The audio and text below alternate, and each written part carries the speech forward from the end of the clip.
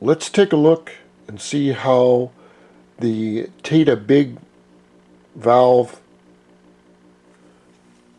intake fits on a normal Dio or Honda Elite bike. Now what I've done here, I want to show you the ups and downs and everything. This is a 50mm stroker motor, and I've kind of put this in place right here. Well, what I've noticed, and this is for everyone that's not had one of these, you know, is that these two holes right here in the back are the same, except they're a little bit larger. Okay, these are the holes in the back right here. Okay, they're a little bit larger so that you can have a little bit of wiggle room.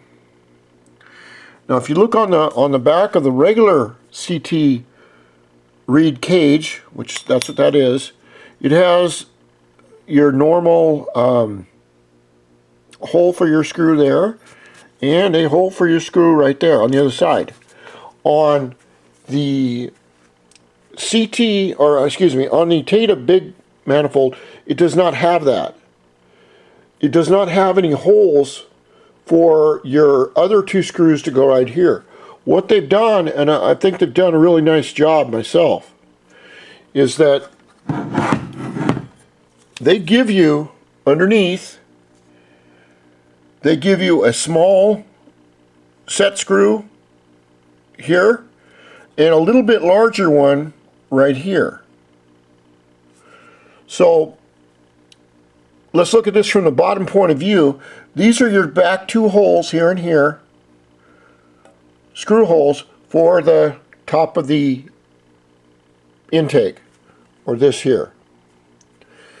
These are the two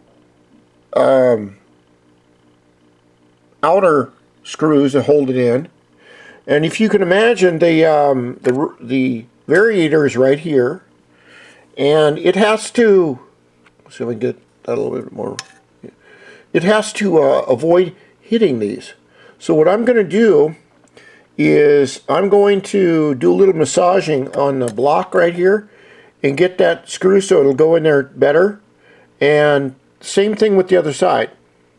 I don't know if there'll be any problems with the edge right there, but I have noticed that, and I'm going to put a light in the back here to give a better contrast. I can see where this intake may be opened up a little bit better right down in here on this top edge, so that it's got a better flow. Now I don't know if that'll help or not. Maybe it doesn't even matter.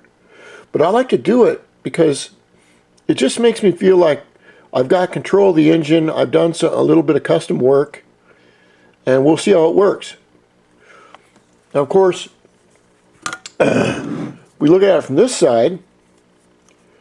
I have a very big 130cc cylinder here, and I want to see how well, if it'll hit here at all.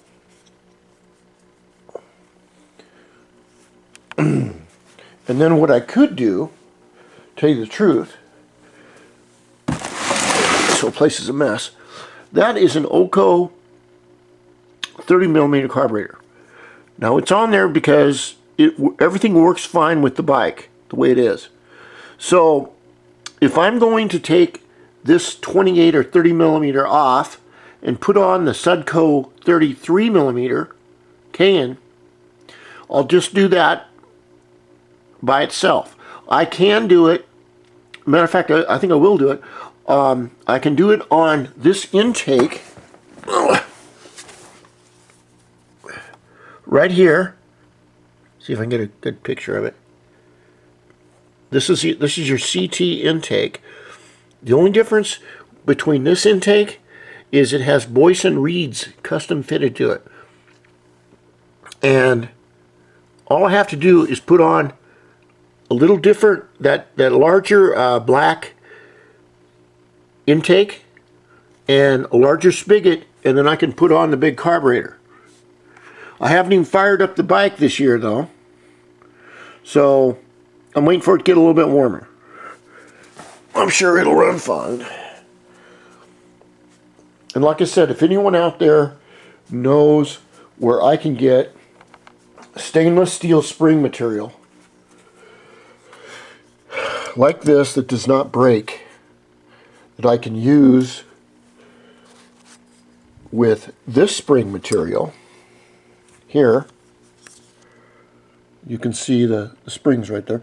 These springs work really well at keeping the reeds in place and keeping the throttle crisp, but I've had it where you take this off after a couple of months and there's one or two of these things gone. All right, where'd they go? They got sucked up in the engine and they're metal. So I can't use them. So if anyone knows where I can find decent spring material, let me know.